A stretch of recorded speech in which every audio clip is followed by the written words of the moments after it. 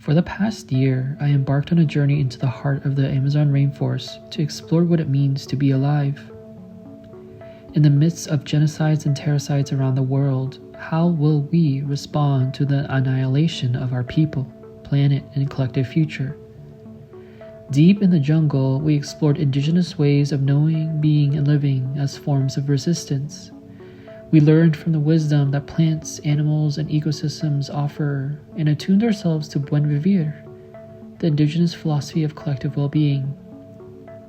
We explored critical ecological initiatives throughout the region led by indigenous leaders promoting habitat restoration, traditional medicine, seed sovereignty, and so much more. Learning from the land as the basis of sustaining life rather than ending it unlocked new visions for collective belonging and becoming, showing us how our struggles for a better future are interconnected. How will we rebuild and repair our connection with the land and with one another? How will we reclaim our autonomy and rewrite the story of life, one that is rooted in care and reciprocity?